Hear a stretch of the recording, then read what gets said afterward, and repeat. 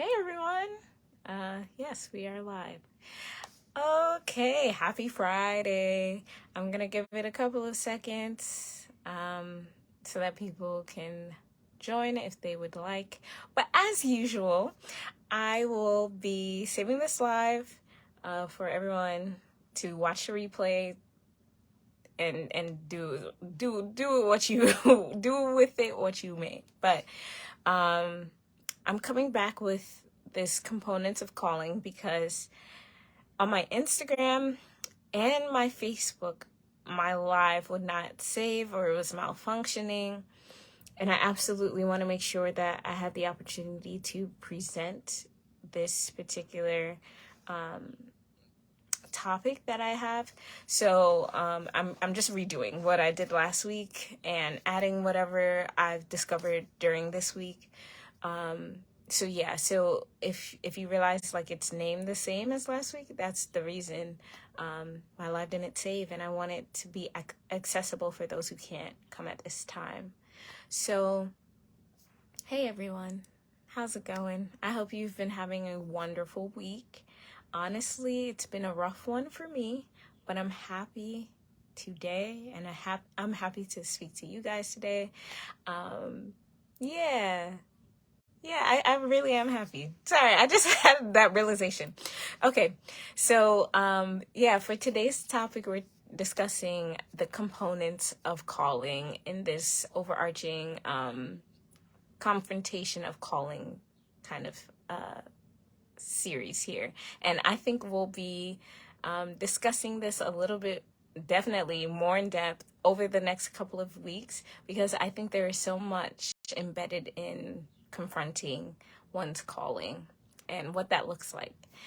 And to be honest, I am actively going through that right now. So I do not speak as someone who is hypothesizing or just like coming out of my own intelligence with this. I'm actively and have actively lived through this, and I just want to share what I've been learning on my journey. So let's get into it. So let's discuss the components of calling. So I always want to start off with this live kind of defining calling and what that looks like, because I think when we think of purpose and we think of calling, we sometimes most of the times think that it has to do with like what we do, like what role we have. So as manager, as wife or CEO, but those are the roles we have, right? And how my coach always defines it is that we were born for a purpose, right? And we have different callings that help us fulfill that purpose. And we fulfill those callings with the different roles that we have in different aspects of our lives. So I truly believe that we can have multiple callings at different phases of our life, because callings establish a person that we're supposed to be or a thing that we're supposed to do at that present season. And it all kind of feeds into our overarching purpose. Number one, I think, is to bring glory to the one who created us, which is the Lord. And then number two, it is to be solutions in the earth. So I always want to establish it there with our definition so that we're all grounded, right?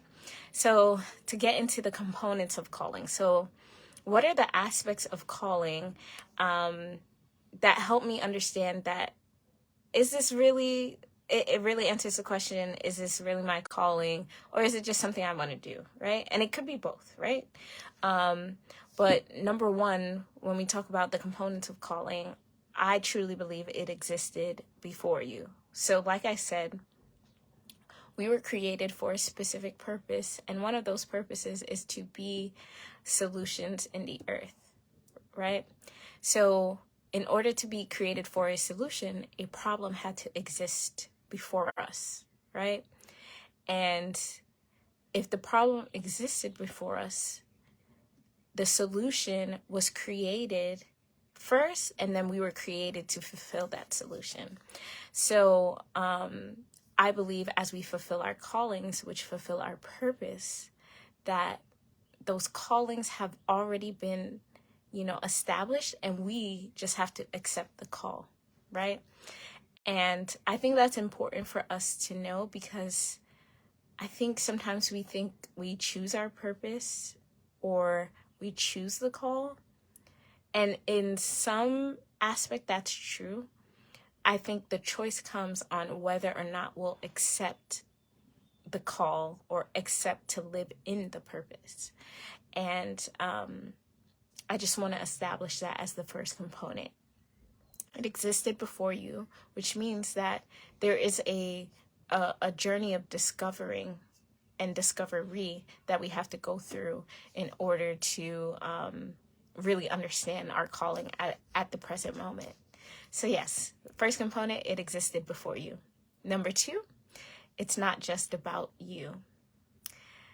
So like I said before, we are solutions in the earth. That means our callings are connected to people who need us, need our uniqueness, need our difference in order to unlock their freedom, in order to have their problem solved. So the weight of the calling is that it's not just about us. We are tied to people who absolutely need us. And with that, we need to understand the weight of us accepting our call or not. And I know we'll talk about all the the process of confronting the call and kind of the emotional roller coaster that goes with it, that comes with accepting and confronting the call. But I think we have to have a bigger why. Our why is that other people have to experience us in our uniqueness in order to be set free. So it's not just about you. Your calling isn't just about you. It's about all the people connected to you. And I want to level set with that, because I think when we think of calling and we think of purpose, we think it has to do with like this large world changing purpose. And in a sense, yes, we are going to change the world, but I would like us to reconsider purpose and calling as also looking at it in an immediate circle and sphere of influence basis.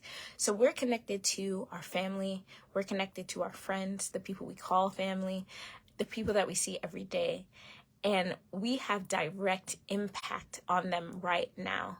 So when you think of your most loved one right now, who's to say that you living in your calling right now wouldn't unlock something in them that they always needed? But it requires you to understand who you are, why you were created, why you are being called, and you accepting it and living in it. So when you think of it's not just about you, it's also about your family, it's also about your friends, it's also about the people that you meet on a daily basis. They need you. They need you living in your calling, which is the best version of you. Number 3, your calling is bigger than you. And I know that kind of sounds like it's not just about you, but it's bigger than you. I'm speaking of the weight. I'm speaking of the size of your calling. And I want to speak to that because I feel like some of us feel like we're called to things that we can't do alone. Let me relieve your concern. You're correct. You're not supposed to live in your calling alone. We are not solely supposed to be dependent on self. We are interdependent beings. That's why we're in community. That's why we can't do everything on our own. Your calling requires support. Number 1, from the one who created you, which is God. And then number 2, from the people and friends that are in your life, and the people that you have yet to meet, because that's also true. So your calling requires you to ask for help. Your calling requires you for you to be vulnerable with the people in your life so that they know how to help you. So that's number 3. Your calling is bigger than you on purpose so that you realize that you're not supposed to do it alone. And number 4, I think the last component of calling is that it requires you. Yeah, it requires all of you. It requires your life. It requires your likes. It requires your days. It requires your nights. Your calling requires you. And I say that because I think we have an idealized version of who we want to become and who we thought we were supposed to be at this moment and who we thought we were going to be in 10 years from now. The truth is, your calling will always confront the version of you that you thought you were going to be. And that happens because there's a version of you you have not yet discovered yet. And it won't happen until you get to certain phases and do certain things in your life. So when you are confronted with your call, there is an aspect of you changing course in the you that you thought you were going to be. So your calling requires all of you. It requires your whole life. And I know that can be scary. As I say that, I'm like, oh yeah, it requires all of you. But the joy is that embedded in your calling, embedded in your purpose is fulfillment. So it's not just a sacrifice of self for the sake of sacrifice. The Lord has created your purpose so that it brings you your most fulfilled self as you live it out.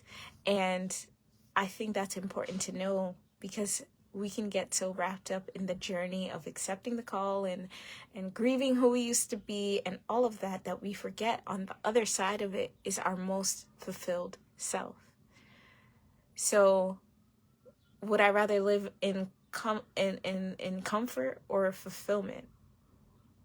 I honestly am at war with that right now, but I want to be fulfilled. That's the highest form of gratitude in my book. That's the highest form of compensation, as my coach would say, is fulfillment. So let's recap the 4 components of calling. Number 1, it existed before you. Number 2, it's not just about you. Number 3, it's bigger than you by weight and size, so you ask for help. And number 4, it requires you. Now, I want you to comment below which one of the components do you feel like will be hard for you to accept or is currently hard for you to accept. And I'll admit, for me, it's that it's bigger than me. I come from a context where we were taught to be independent and not ask for help at all. I don't even remember even being taught to ask for help. But the nature of our calling is that we can't do it on our own, and we're not supposed to. So that's the one I am currently battling how to be vulnerable and let people in. And doing this is actually one of the ways I am trying to confront that. So comment down below which one of the components is the hardest for you. It existed before you. It's not just about you. It's bigger than you, or it requires you. And I'll talk to you guys next week. Peace.